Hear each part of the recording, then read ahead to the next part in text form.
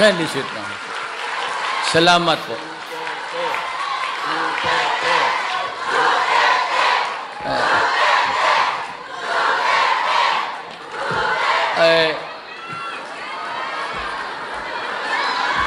Nandito po sa kamay ko ang listahan ng mga kasama kong opisyalis sa gobyerno natin. Pero marami sila masyado. Ang importante sa akin, kayo, hindi sila. So, nawawala ako minsan. I rumble on to just being Ibisayan, and then I forget, then I shift to English. And so may I just say that ganito ang ginagawa ko para sa bayan natin. I want a place, isa lang, tapos nandyan na yung booth ng NBI, kiosk ng BIR, booth ng police. At kasi sabi ko, kung computer man palang ang pag-uusapan at expedites everything, why don't you make use of it? So kayo, next time, gusto ko sa isang building lang po. Doon kayo sa NBI, doon maghintay. Tulbok-tulbok na yung yawa na bakit din nila. Why do you have to... I don't want you to wait. Rito, kung nandyan, computer man kaya yan, super fast, di lalabas yan kung anong record mo. Kung ikaw ba'y NPA, kailangan ng trabaho, di bigyan ng visa o... Kung ikay food upper, pumasok ka sa yung door na yan, tuloy-tuloy ka na. Wala na problema. Ang gobyerno, wala namang sumusulat ngayon sa sulat, my love. Dadating ako dyan. Puro load lang naman yan. Load lang yan, love, ngayon. Hindi na sulat. So, I want to make life comfortable for you. Kaya maasahan ninyo talaga yung korupsyon. Mag-uwi kayo ng Pilipinas, wag na ho kayong matakot, do not worry. At kung ito, hindi ako nagbibiro. Pagpunta mo ng Pilipinas, may police, customs, o immigration at humihingi sa iyo ng pera, sampalin mo.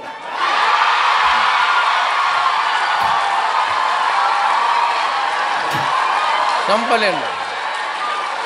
Sabihin mo, sabi ni Mayor doon sa Japan pagpunta niya, putang inan, huminti talaga kayo.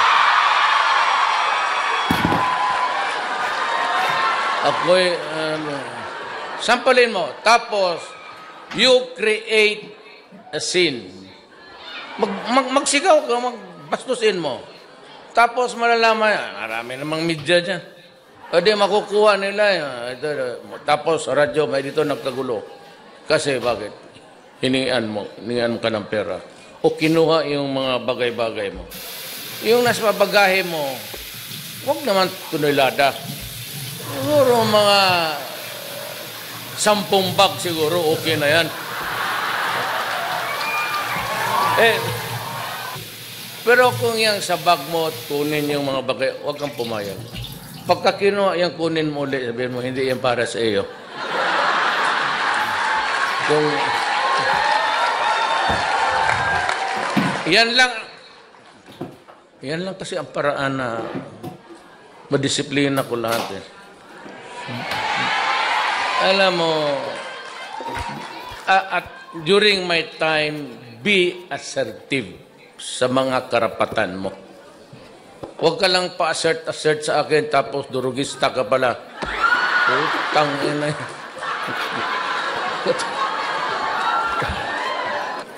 Diyan kayo makatulong sa akin para mawala ang katiwalian. Kayo na mismo, parang pagpasok mo sa airport, parang ano ka na, parang mayor ka na rin. Ayun, astang mayor na, gano'n ba? Tapos, marami ito. Bakit? Marami. Marami akong bigyan. Ilang malita. 3, 4, okay lang. Ito to.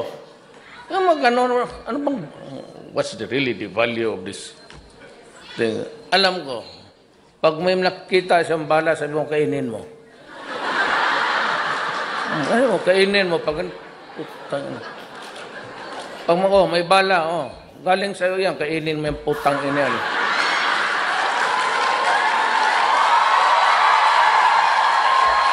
Pag hindi mo kainin kita buhay dito, just be assertive. Tapos kung sa publiko ka, create a scene. Yung magwala ka. Ngayon kasi wala naman tao magwala ng pera na lang kung ang nire-report mo, inano mo kasi walang sustento sa iyo. Ganon yung mga ulol na yan eh. Yan ang ayaw ko dyan. Mag-iwan ng asawa, tapos,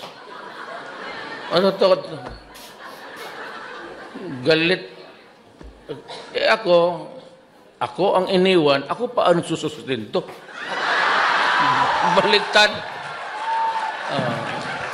Itong mga unggoy na to, iniiwan yung asawa, sumasama sa bata, ayaw pa magsustinto.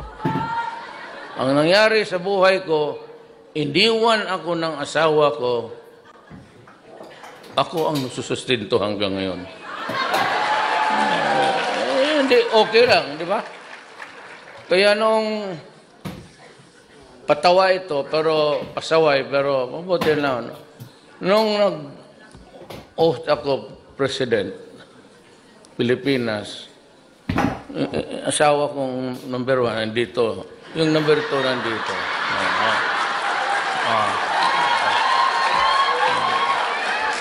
Saan ka nakakita na ganong style?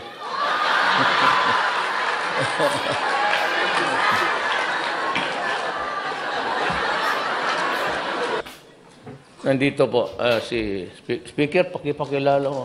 Ayan. Huwag ka lang magalit. Siya, pati ako pareho. Dalawa ang... Totoo man.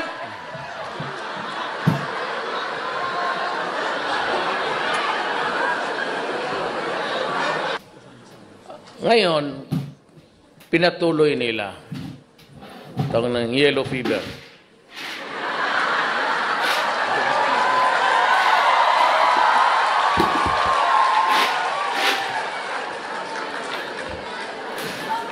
Ang problema nito, ulitin ko, ayaw ko kasi makipag-away.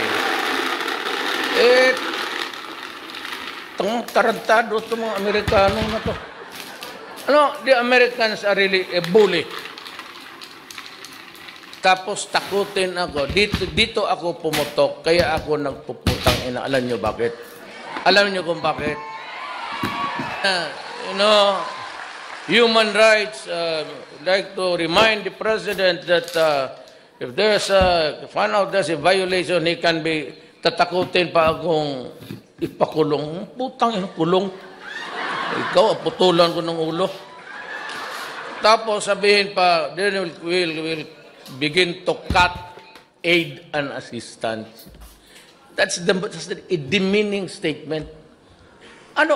Para akong aso na unleash, na magtapon sila ng pandyan, pipigilan ng aso. Ako naman, tahol ng tahol, hindi maabot yung... Yun ang gusto ng mga...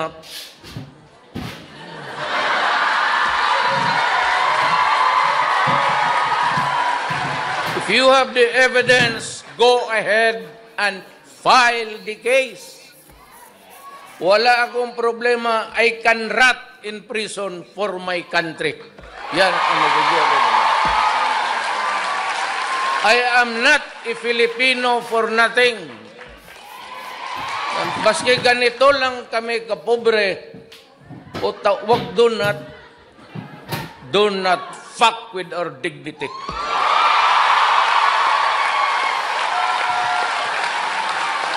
Sabihin nila, si Duterte is not a statesman. He behaves like a hoodlum. Tama ka. Ulol ka pala eh. Ngayon mo lang nalaman?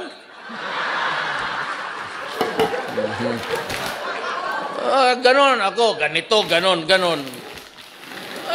na bali, basta ganito yan eh, para sa lahat. And this is really for all of you Filipinos and for the entire world. Baski anong bagay magka-diferensya, wag lang basta bayan na ang pag-usapan. Tangina, hindi talaga tayo magkaintindihan. Yan ang hindi tinitignan ng Amerikano. Ang tinitignan lang niya, yun na mamatay ng mga drug addict. If at all. Ang iba doon, talagang sinalvage. Ewan ko kung sino. Yung iba, binabalot pa ng plaster. Sabi ko, we are not manufacturing mummies. Parang mummy ng Egypt eh.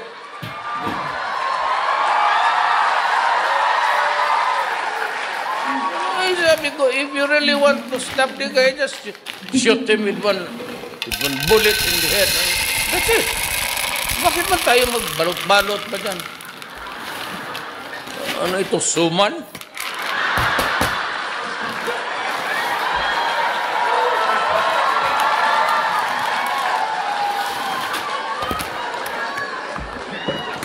Kaya ako maligaya kasi wala man akong ibang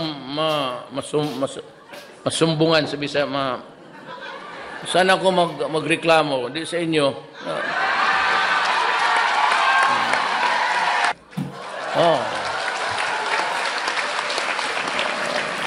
Alam mo, ito si ating Secretary of Agriculture, Governor Manny Piñol, is a magna cum laude graduate yan. Ito lang. Graduate, magna, puro yan sila mga utak. Senator Cayetano.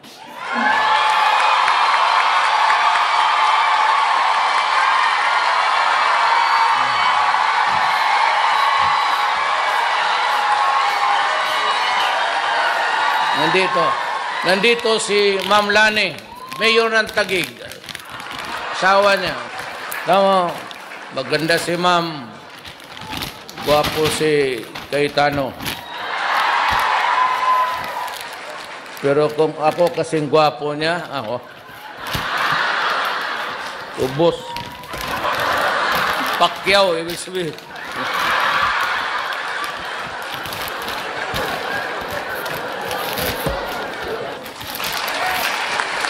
Alam mo, istorya nito, June Ivasco, pati isang pare na gagong yun. Sama niya, Father, dalawa ito silang pare. Piskal ako noon. Nahuli ito ng military sa Libungan. Cotabato, no? Nagplenom-plenom ito sila, natsambahan. Ngayon, ako yung piskal, ako yung inquest, ako lang yung nag-iimbestiga doon ng takot kasi lahat ng sa rebelde. So, sabi ng Stares ko, kilala niya. May nahuli kami dyan, dalawang pare. Tapos sabi ko, sa harap talaga ng piskal yan, kasi yung affidavit. Ito bang sinasabi mo dito? Totoo to? O sabi, salvage na lang namin. Walang ganda mo. Tangina mo, pare. Patriotism, isa maliit. Sabi ko, pare. Tapos sabi ko, taga saan ka? Sabi niya, taga Maribuhok ako. Bohol, Maribuhok. Sa taga-roon yung lola ko sa tatay ko. Baka pinsan ko po yung mga gago kayo. Pare, masabi ko, Tidbog, mapapatay, hayaan mo na lang. So, nung nanalo si Kore, wala silang trabaho, pumunta sa akin, naghingi ng trabaho, binigyan ko naman. Sabi ko dyan, technical assistant. Eventually, he became my chief of staff. then to become the mayor of Mariboc for 9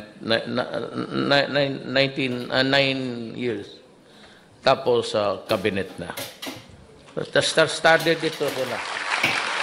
Nagbiya si Andanar Salpanelo. Ang ating gwapo na congressman sa Bohol, Arthur Yap. Si kayo taga Davao, if you remember, pastor ito siya sa Victory Chapel, taga Davao. Pastor Erne Abelia. Ito si Energy, si Alcose. Si Wanda Teo ng ating tourism. Si Sal, ito yung abogado ng mga artista. At ito, kung gusto mo ng chismis kung ano nangyari talaga. Dito ka, Sal, pwede ka nga.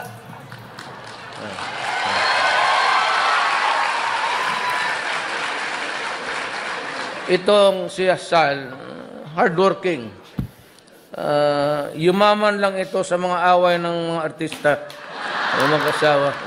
Yung magkakaso-kaso.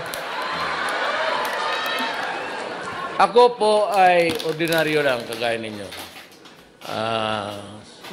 75, 76, ganun lang yan. Hindi naman masyado ako nagmamadali kasi I finished my high school 7 years. Sabi ng nanay, wala man tayong pagmadalaan dito sa buhay na to. Sige lang, bilyar. Minsan nahuli pa ako ng nanay ko, yung talagang takot, binalo sa ganon-ganon. Kaya yung nanay ko kung buhay ngayon, idemanda ko ng child abuse.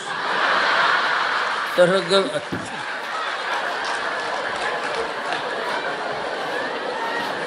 Tapos kayong mga Bisaya, alam niyo yan, we have this colloquial term na hanggang pantalan ka lang. Di ba? Yung ayaw natin magtrabaho, mga kapatid, yung mga lalaki, magalit yung tatay sabihin, ikaw, litsi ka, hanggang pantalan ka lang. Di ba? It's a colloquial or idiom developed along the years. Sabi ng tatay ko na, ikaw, sikang anak ka, hanggang pantalan ka lang. Sabi ko, sige lang, basta bayaran lang ako sa kanakarga ko, okay lang. Pero sa totoo lang ha, itong lahat na nakarito mga Artugadi, ito bilyonaryo na to. Huwag sabihin magnakaw pa ito. Bilyonaryo ito. College of Law pa kami. CEO na yan ng Delgado Shipping. Puro mayayaman. Yasay he's a professor sa Western Side sa Hawaii University. Pero sa awa ng Diyos, ito trabante ko ito lahat.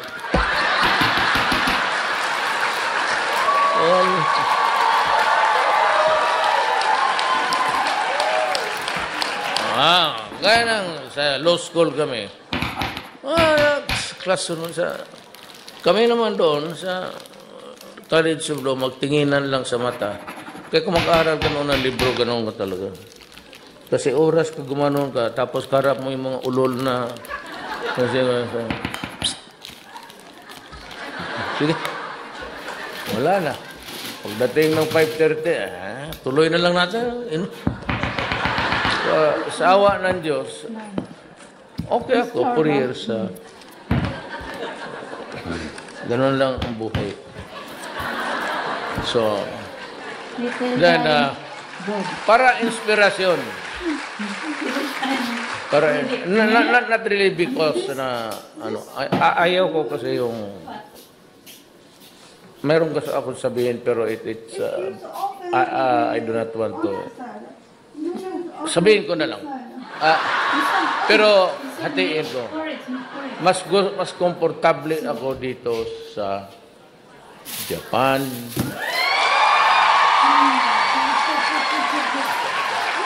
And even China, if I mention the state, kasi Di ba always put hindi na ano ng porridge?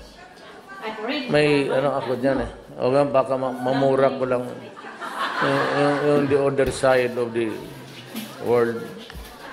Hindi magandang tratamento nila sa mga kababayan ko. Kapag maumpisa ako dito, puro mura, matatapos na dito na.